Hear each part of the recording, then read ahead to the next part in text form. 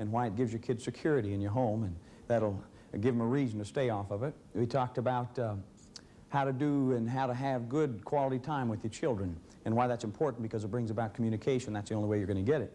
This is kind of an extension for those of you who will be viewing by TV and or maybe watching a videotape, and this is for you. And it's kind of an extension on this line. Parents have asked me many, many times, why do kids have to take it? Why do kids have to take dope? Why do they have to smoke pot? Why do they have to pop pills? And I scratched my brain about that for a long time, and I began to ask people. First of all, I began to read. And everything I read said the reason kids smoke pot is because of peer pressure. They can't help it. I raised a good kid. His name's John, and he's 14 years old. He goes down to the junior high down here, and I raised him right. I really did. But he goes down to that junior high school, and he walks through the door, and all these kids jump on him, and they hold him down on the ground, and they say, smoke a joint, smoke a joint, smoke a joint. And because of peer pressure, my kid just can't get out of it. Everybody's doing it. Everybody's pushing my kid to do it, and so that's why he did it. Or I hear people who say, it's because of escape from reality. It's why kids smoke pot and pop pills. And I read several things about this, and several studies, and several authors, professional and non-professional alike, on their opinion on why kids smoke pot or pop pills. Everything I found out from kids themselves was contrary to what I read in some of the research. And I'm going to talk to you this morning about that. Why? Why do kids smoke pot? Why do they pop pills? We arrested a kid, 15 years old. I'll call his name Pete. Pete Moss. That's a good name. I went up to see him, and we arrested him for 23 counts of burglary in our police department. 15 years old, little short kid. I asked him the day before the judge sent him off, why do you have to burglarize? 23 burglaries are pretty heavy for a 15-year-old kid. How did it all start? And Pete told me this. Pete told me when he was 9 years old, he began to smoke pot. And after he smoked pot for a couple of years, he began to pop Quaaludes and take pills. Pretty soon he was taking cocaine, mescaline. He told me by the time he was 14, going on 15, in order to smoke, snort, pop, inhale, inject, sniff, swallow, everything that he wanted to consume in a day's time, it would cost him between $100 and $120 a day. They couldn't afford that. So he started shoplifting. Then he started burglarizing houses to get money to buy dope. I said, okay, I can buy that. You're going to burglarize houses to get money to buy dope. But tell me this, why do you have to do it? Marijuana is not a physically addicting drug, and that's most of what you use. If you quit smoking pot right now, you're not going to fall on the floor and go into DTs. You're not going to vomit and have diarrhea and froth at the mouth. That's not going to happen to you if you quit marijuana right now. But yet you have to do it on a regular basis, on a daily basis. And according to the Federal Drug Report 2 years ago, 9.6% of all 12th grade kids in this country smoke pot every day. And I asked Pete, why do you have to do it? Why do you have to do it? And Pete gave me an answer that I've heard over and over and over and over, hundreds upon hundreds of times from teenage kids in this country. It wasn't peer pressure. It wasn't peer pressure. Now, not to take away from peer pressure. I think peer pressure probably aids in availability to dope, particularly if your friends use it. I think peer pressure has something to do with experimental use. But the biggest majority of kids in this country who smoke pot, pop pills, take dope, sniff cocaine, they don't do it on an experimental basis. They're already past that. The majority of kids have been using on a regular basis, either day by day or every other day or 3 times a week. And so this deals with the majority of those kids. I don't think peer pressure has much to do with the biggest majority of the population of kids who smoke pot and pop pills in this country. I do believe it aids to availability. I do believe that it probably has something to do with experimental use. That wasn't the number one answer. The number one answer wasn't escape from reality. You know, I thought escape from reality. Who wants to escape from reality, especially this reality? You know, we've never had a generation of kids who've owned so much. They've never had so many cars or so many houses or so much money or so many things to do or such a chance to get a quality education. And who needs to escape from that reality? We've never lived so well as we live now. If anybody should have wanted to escape, my great-grandmother should have wanted to escape. She's the one who lived up in a little 2-room shack on the side of a hill and didn't have running water and didn't have McDonald's and didn't have TV. If anybody should want to escape from reality, they should have. That wasn't the number one answer. Pete gave me the number one answer. I said, Pete, why do you have to do it? And he gave me the number one answer. And this was it.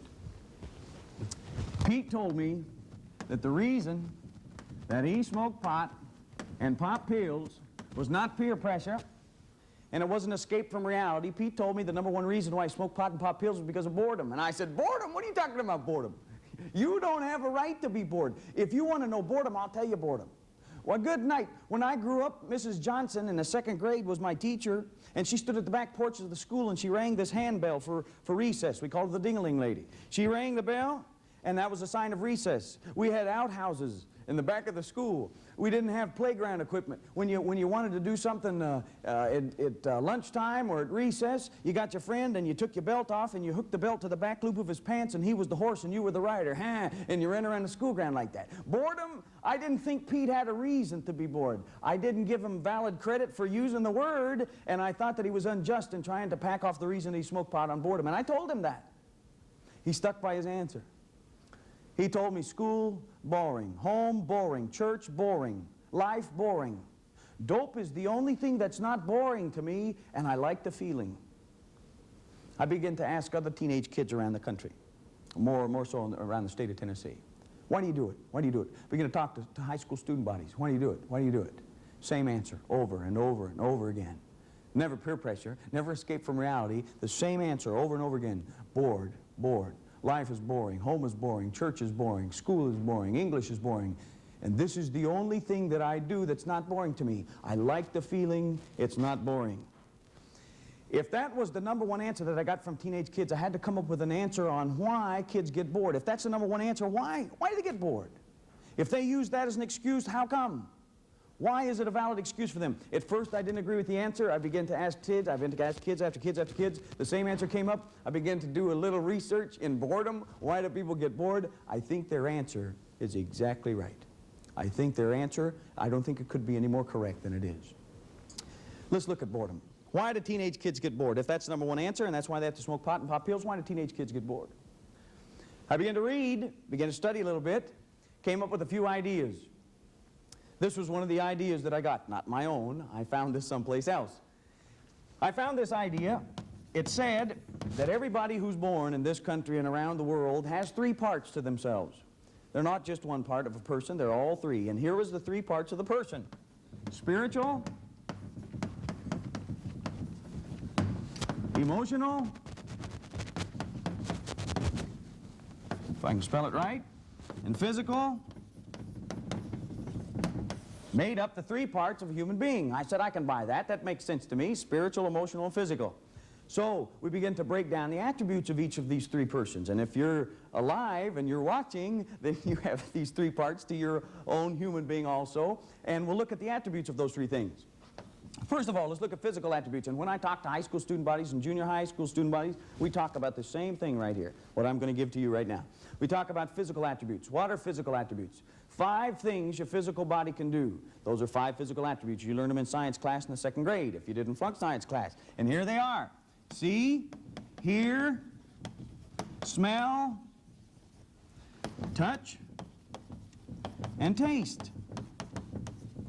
Those are 5 basic attributes of your physical body. Those are 5 basic things that your physical body can do, and they're attributes of your physical body. Everything that your physical body can do, you can sum up in those 5 attributes. Let's look at emotional attributes. If I ask you, give me some emotional attributes, most of you folks would say love, joy, hate, sorrow, fear, anger, and we call those emotions. We call those emotions. But those aren't the bottom line attributes of your emotional being, even though we call those emotions. The bottom line attributes of your emotional being is thinking, reasoning, and remembering. Every emotion that you experience as a process of these attributes. You love somebody, that doesn't just happen. Love is an act of your emotional being, and it's a process of thinking, reasoning, and remembering. If you're not married, you're a fella and you're not married, and you see a pretty girl go by, you begin to think, she would look better with me than she would look better with him. You begin to reason, I can make her happier than he can make her happy. You begin to remember, boy, I remember the fragrance of the perfume that she had when she walked by. This process goes together to produce what we call the emotion of love. It's a process. It's the same thing with fear. I'm going to let you in on a secret. My wife would kill me if she knew I was going to tell you this. My wife has a deathly fear of vampires. Nothing else, not anybody else, just vampires. Now, she'd shoot me if she knew I told you this, but she has a deathly fear of vampires. I've said, honey, if you're going to be afraid of anything, why don't you be afraid of something that's real? Vampires aren't even real, fictitious. Why don't you be afraid of something that's real, you know, some hardened criminal? No, she's not afraid of a hardened criminal. She can shoot better than I can. And she embarrasses me sometimes, and that doesn't bother her at all. She could shoot a hardened criminal if he's trying to break in the house, wouldn't bother her. Nothing else scares her. She doesn't have a fear of anything except vampires. This fear is a process of this same thing. I'll never forget, we came home, a couple of years ago, and some TV show came on one evening, and we caught the last half of it. It was called Salem's Lot. And we watched the last half for 2 weeks. For 2 weeks in my home. When my wife went down to this end of the house, I had to walk down there with her. When she came back to this end of the house, I had to walk back up here with her. For 2 weeks it was like that because of a stupid movie we saw on TV. The same process, thinking, reasoning, and remembering. I pulled a dirty trick on her one night. We were laying down in bed, ready to go to sleep, and she was getting ready to turn the light out, and I thought I'd be funny. And I rolled over, and she said, good night. I rolled over, and I went, She beat me to a bloody pulp. Very, very authoritative in her fear of vampires. But the fear is really what we call emotions, but it's not just an emotional or an attribute of this emotional being. It's a process of thinking. Thinking, I want to suck your blood. Reasoning. Oh, she remembers what we saw in Salem's Lot. Remembering all the horror stories that she heard about how vampires are going to bite her neck and all this junk. It all puts together this is the attribute of your emotional being that goes to make what you call emotions. Fear, love, hate, joy. There's a point in hand here, and all you ladies that are viewing this, if you're there, or your husband's there, or your boyfriend's there, this is a good time for you to take your elbow there and really give him one. Love is not something that just happens. You didn't walk down the street one day, and you're walking down the sidewalk of the city here, and all of a sudden the pit of love opened up and you fell in it. It's not like that. Love is an act of your will because your will is wrapped up in this emotional being. So therefore, to produce love, it's a process of thinking, reasoning, and remembering. It's an act of your will. It's a thing you want to do. So the reason that maybe you're not in love or you fell out of love is because you don't want to. You have to work on that. That's a thing that you have to do. A husband has to do that. He has to go through this same process of producing that emotion. It's not something that just, it's homeostasis. It just stays there. It's not like that. It's something that he has to work on through that attribute of thinking, reasoning, and remembering. Okay. This also houses your academics. Spelling, reading, writing, arithmetic, all that's right there. Now, let's talk about spiritual attributes for just a minute. I think conscience is a spiritual attribute. Incidentally, if you wanted to take Freud's id, ego, and superego, they'd fall about in the same line. Id, basic drives, your emotional, ego, reality, spiritual, your conscience, or sense of values. Spiritual attributes, a conscience. A conscience that's active produces guilt. I've heard a lot of people say today guilt is a bad thing. I don't think guilt is a bad thing. In fact, in studying psychopaths in police work, psychopath people don't have a conscience. It's been eliminated. They don't have guilt over what they did, no remorse. It's been eliminated. So conscience is a good thing because conscience produces guilt. Now, I think misplaced guilt is a bad thing, but guilt in general is not a bad thing because guilt shows that your conscience is working. That's a good spiritual attribute. There's another one I call God consciousness. We won't argue about that. There's another one that I call natural light. That's not a new kind of beer.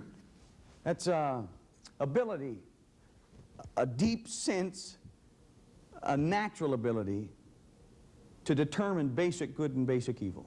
And I think it's a spiritual attribute. And of course, sociologists would disagree with that. And they would say, no, all of those characteristics are learned. And I think that that's a spiritual attribute of basic right, basic wrong, basic good, basic evil. I think it's a spiritual attribute. Don't want to debate that right now. But anyway, each one of these three people in you have these attributes. Now, we're talking about boredom. We're talking about boredom. Where does boredom come from? If that's the number one answer why teenage kids smoke pot, use dope. Life's boring, home's boring, church is boring, school's boring, English is boring. Why? Why? I think this is the answer. For the past 25, 30 years in this country, we've gone through a revolution. Or we've seen technological revolutions. We've seen revolutions of tremendous magnitude, but I don't think we've seen a revolution that has the power or the magnitude or the change that we've seen in the sexual revolution in this country. Now, let me show you something. For about 25 or 30 years, this is my personal opinion, I believe that in this country we have been programmed very slowly. We have been taught through media, through newspaper, through what we see, through things we hear. We've been taught nationally that this doesn't matter. Spiritual, don't worry about that. Don't worry about it. That's no big thing. Don't worry about that. That'll come. Don't worry about that. Emotional, don't worry about that. Don't worry about that. Right here is where it's at. Physical, hey, if it feels good, do it. We've been programmed that. Your kids have been programmed like that. Our kids have been programmed there's no rights and wrongs anymore. It's not right or wrong, it's situational. We call that situational ethics. No clear-cut rights and wrongs if it depends on the situation. It's not wrong today, and I'm going to get frank with you, not to try to be nasty, but I want to show you a point. It's not wrong today if you're a 14-year-old girl and you want to go to bed with somebody. That's not wrong. It's wrong if you get pregnant. That's what's wrong. We're told that it's your body. You do with it what you want to. If you want to seek eroticism, if you want to seek pleasure, if you want to seek self-fulfillment in the physical realm of your body, go ahead. It's your body. Do what you want to with it. No rights, no wrongs. Most second-grade kids know more about sex today than their mom and dad did when they got married. And some people say that's good. That's really good. I mean, after all, it's good that our kids aren't learning all this stuff in the bathroom like they did 25 years ago. We've brought all this stuff to the forefront, and now we're enlightened. I think it's amazing that in my county, we've become so enlightened that the herpes 2 and venereal disease rate of teenage girls and boys is at epidemic proportions in my county. I think it's amazing that we've become so enlightened in this country that in my county, the birth rate and abortion rate for high school and junior high school girls is epidemic rate. Never been that way in this country before, and never been that way in my county before. I think that's phenomenal. If that's really true, really, I'd almost rather go back to the bathroom and learn it in the bathroom as to pay the consequences that we're paying for it now. But I'm trying to show you that in this society, kids know more physical things than ever kids have ever known before. They know more than you ever knew when you were a little kid. Most of the emphasis today on television, most of the emphasis today on the radio, if you listen to some popular rock and roll songs, if you watch a lot of TV shows, you get the same attitude. Doesn't matter. Anything makes me high is okay. Anything makes me feel good's all right. Anything that makes my body erotic, nothing wrong with it. Anything that gives me a high is okay. And we are indoctrinating a nation and children who want to be total physical people, who want to be total sensual people, who want to feel something. A total feeling-oriented society. Hedonism, humanism, it's on every hand. Now, let me show you this. If we produce a nation of people who live here, we're going to produce two things. Number one, we're going to produce sensual people. Number two, you're going to produce bored people. Why? First of all, if you live here and this is all you know, and you have a teenage kid and this is all he knows and this is where he lives, 98% of life doesn't make him feel anything here. And so 98% of life he'll classify as boring. Church, boring. I mean, it's really boring. Why is it boring? It doesn't make me feel good here. Church is not supposed to make you feel good here. It's supposed to make you feel good there because that's where your spiritual attributes are. You grow up there, church will mean something to you. English, boring. Why is English boring? It doesn't make me high. English is not supposed to make you feel good there. English is supposed to make you feel good there because that's where your emotional attributes are and that's where your thinking, reasoning, and remembering is. And when you grow up there, believe it or not, English can mean something to you. Of course, unless your kid has the pleasure of attending an educational institution that says, we understand this problem. Kids aren't reading Keats anymore. They're not reading Shakespeare anymore. They're not reading Poe. They're not reading Byron. What are we going to do? What are we going to do? So now some high school administrations are saying, I know what we'll do. We'll come out with new high school literature and junior high school literature. We'll come out with new high school poetry and junior high school poetry. Instead of being the stuff that you read, it's not Keats, it's not Byron, it's not Poe, it's not Shakespeare. Instead of that, it's got dirty little four-letter words in it, and it's got sexual explicit scenes in it. And they're treating symptoms rather than root problems. The common answer that I've heard from some professors who advocate that, they say this, well, at least they read it. What's that tell you? That tells you that if a kid lives here, or an adult lives here, then nothing will please you unless it pleases you here. Number one, you'll be a very sensual person. Number two, you'll be bored, because 98% of life doesn't make you feel anything right there. Nothing. And you'll have to mature here and here in order to be a total person. And other things in life you can experience and you can enjoy, and they'll make you a whole person. Here's number three. If you have a teenager who lives here, he's going to do dope. He's got to. He's going to drink too. He's got to. I'll never forget, we have a street in our town called Broad Street. And it's where all the teenagers hang out. Everybody goes down, parks their car, and you can't get through in the traffic. And back when I was working on the line, I used to go down, and you'd have to really be careful because you have to sneak up on these kids. And they became very crafty. They would take a beer bottle and take a different wrapping and put around it, a Coke wrapping, or they would take a styrofoam cup and take the booze out of the Seagram 7 bottle or the whiskey bottle or the beer bottle, and they poured it in the styrofoam cup. And it looked like they were drinking Coke, so you had to sneak up on them, see? So I can remember a few occasions I was sneaking up on Broad Street, and I'll never forget one evening. I came up behind this girl, and she was about 14, and I stuck my nose right over in the cup and took a big sniff, and it must have been 150 proof bourbon. It was strong, almost knocked me out. And she got scared and thought I was going to take her in, and she was going to have to go to juvenile court. And I said, no, I'm not going to do all that. I'm going to pour all this out right now. And I won't ever catch you. I don't want to ever catch you drinking it again. And I went through my little routine. But I poured it out, but I said, I want you to give me some honest answers. Do you drink this stuff because you like the taste? She said, ooh, yuck. I'll never forget it. Ooh, yuck. Tremendous descriptive word. Ooh, yuck. I can't stand it.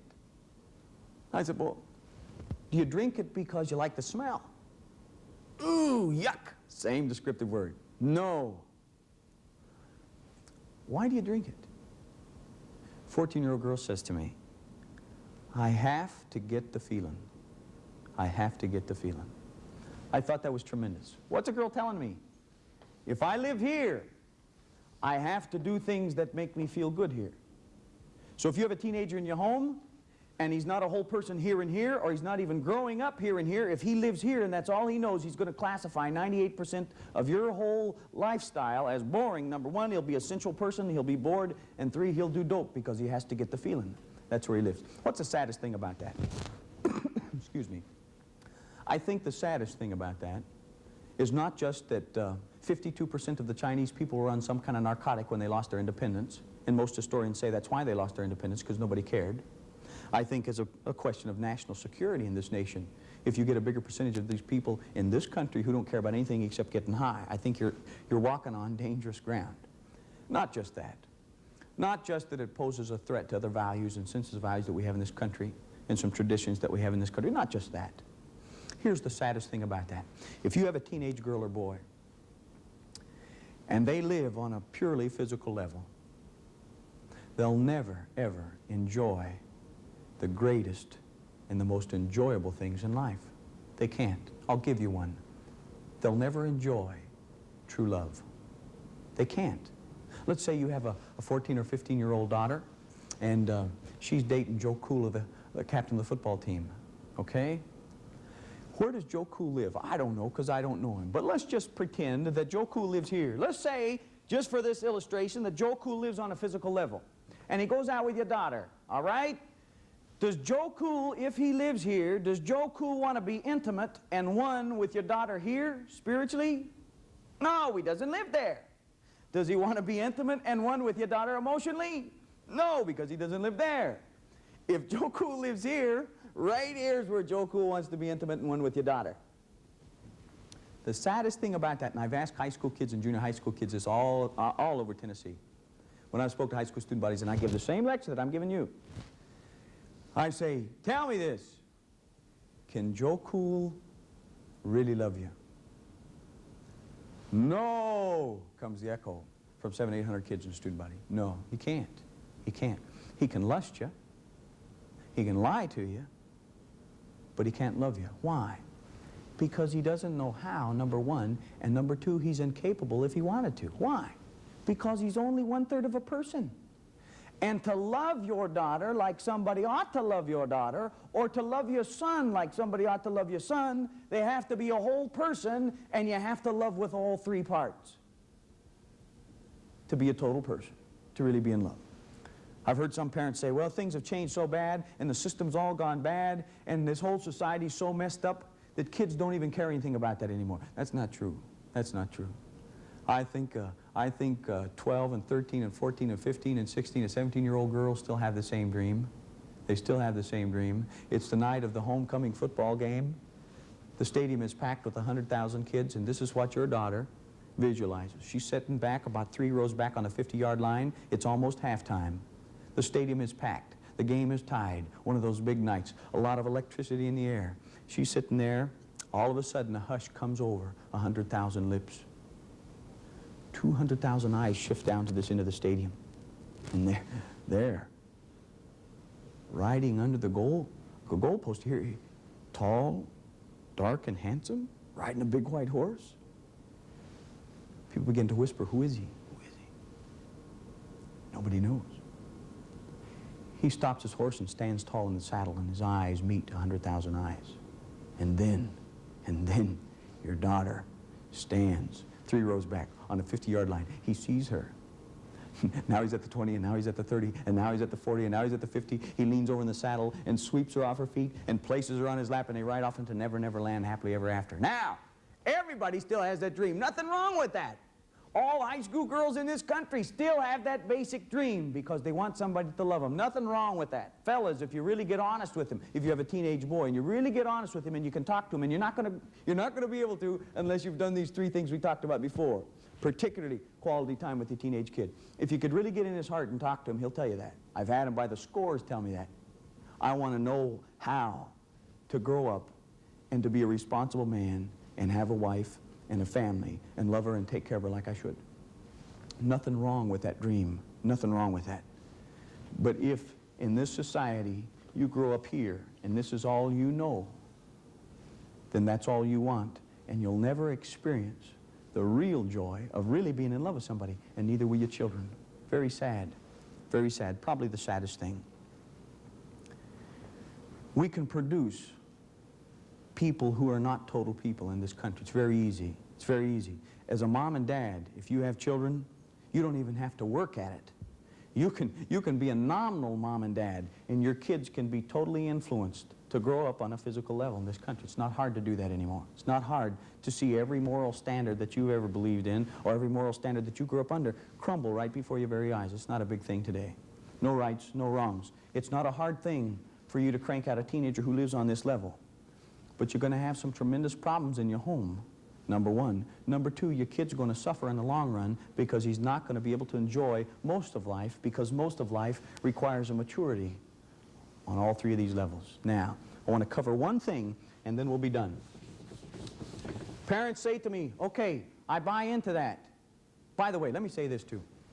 Do you know most of the problems that I've had, and most of the people who disagreed with me have not been kids. I'll never forget, I was at a high school in Huntington, Tennessee, about 700 or 800 kids in the student body, and I told them exactly what I told you just now. And I got a standing ovation from 800 high school kids.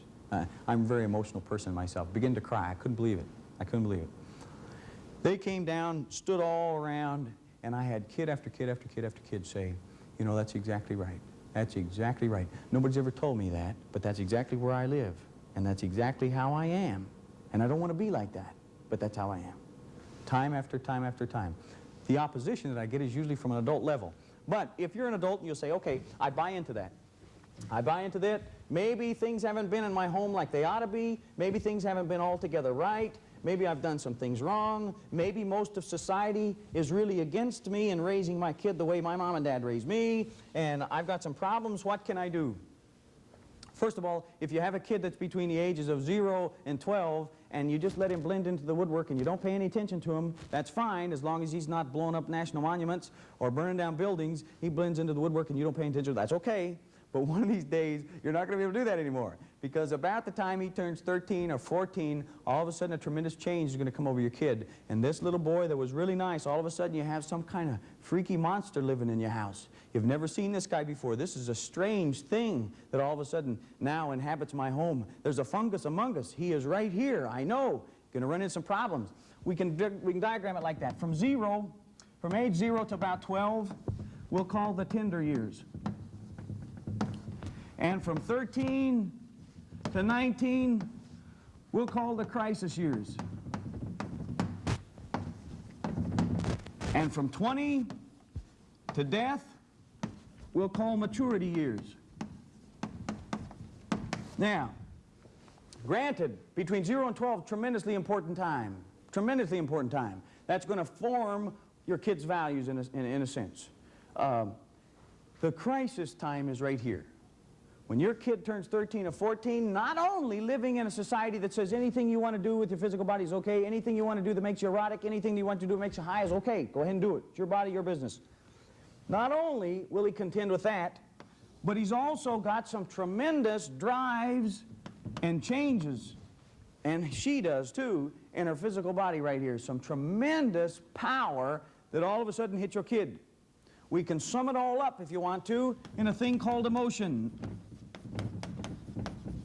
Not really the basic emotion that we talked about a minute ago. I'm talking about emotions as we term them. Love, joy, hate, fear, sorrow, all those things. Tremendous emotions that your kid's going to be attacked with right here, and some tremendous changes in their body. You're going to have trouble. You're going to run into problems. Let me ask you this. I have parents say to me all the time, I try to reason with my teenager. Can you reason with a teenager? Let me ask you this. Here's your reason. All right?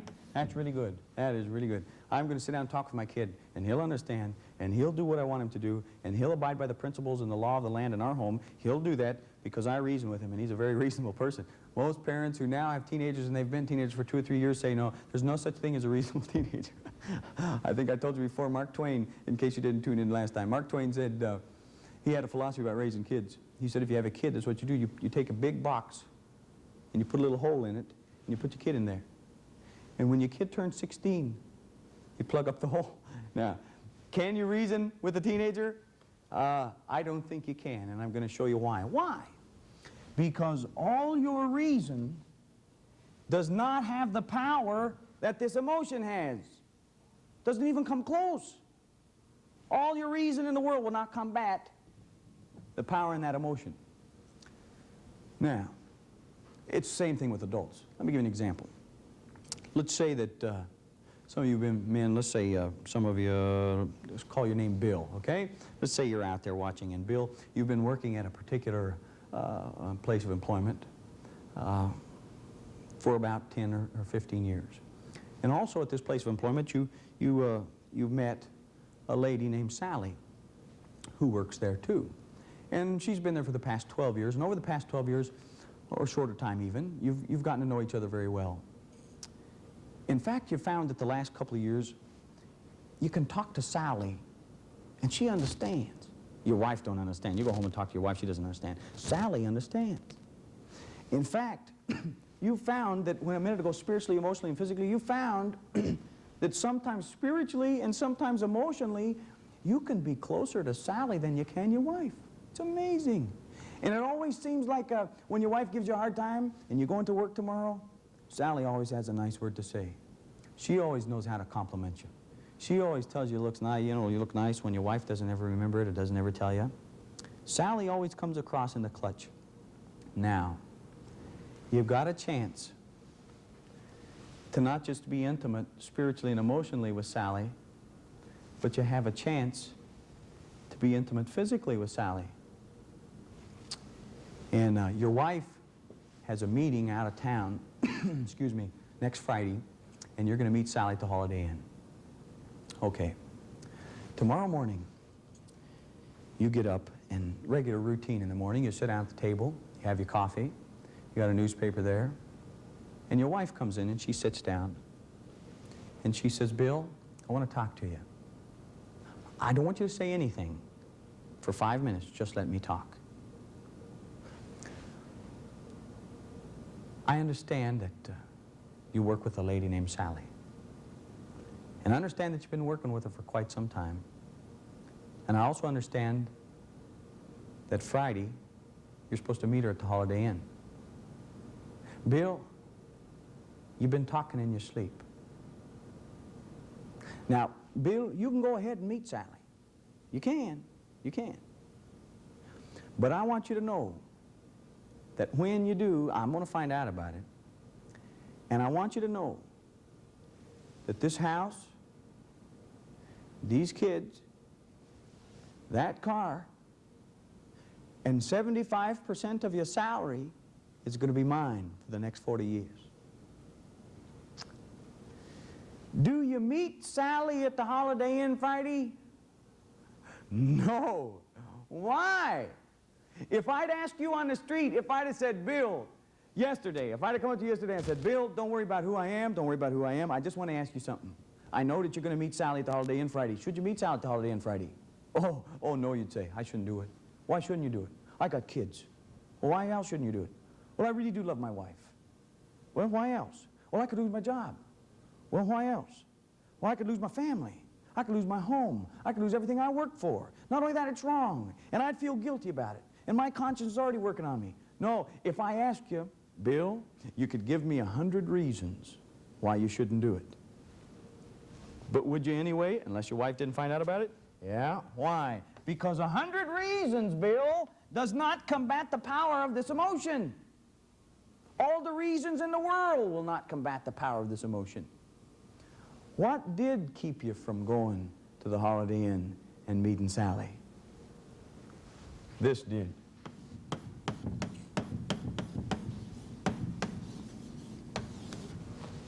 Fear. That's one thing as a parent that you have at your disposal that's as strong as this emotion that your teenager feels. It's the emotion of fear. It's the only thing at your disposal that you have that's as strong as the emotion that your teenager feels. And it's the only thing in your home that you can use effectively to keep correct behavior through these crisis years and keep your teenager doing what you want and what you know is right and what should be done in your home. The only thing you have at your disposal. Let me say one thing in closing about that. This is an illustration, and I don't want it to be crude, but I want you to understand. It's the best one I know of. My father, as I told you before, he didn't show his emotions a lot. He grew up from my grandfather believing that that was wrong. He didn't do that. But I was thinking about this same system right here of fear being the strongest avenue and strongest handle that you have to deal with the children. And I'll never forget, I was a junior in high school, and I had been bothering my father for months about a Yamaha. I want a Yamaha. Dad, please let me have a Yamaha. Please let me have a Yamaha. Let me buy a Yamaha. Dad, it's only $680. Dad, if you can come up with a 600, I can come up with 80. Please, Dad, let me have a Yamaha. Please, Dad, please. Every day we got home from school. Every day I hassled my father about that. Every day, let me have a Yamaha. My mom drove a school bus.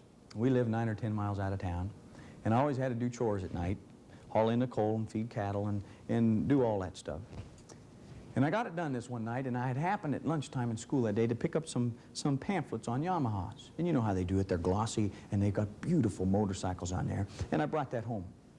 Well, my dad had to fix supper because my mom was driving a bus, and he didn't like to do that anyway. And he was in the kitchen fixing supper.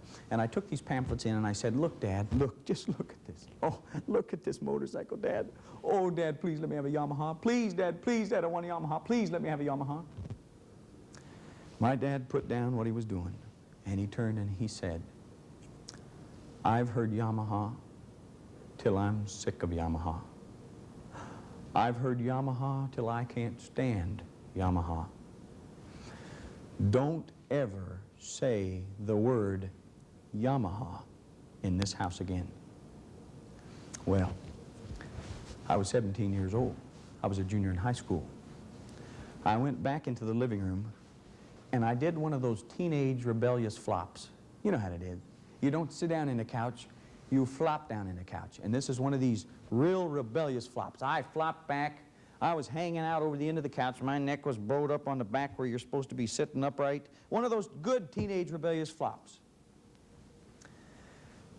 And I'm not trying to be crude here, but this is the best illustration I can give you. I had eaten something that day that didn't agree with me at all. And I had some problems with indigestion. Anyway, as a result of that, my father came around the corner, and he sniffed a couple times, and he said, why didn't you go in the bathroom? And I said, in my good rebellious flopping position, and being the smart 17-year-old that I was, I said, all I did was, and I said this word. I'll never forget it, never forget it. My father very calmly went over to the fireplace, and he picked up a fireplace poker.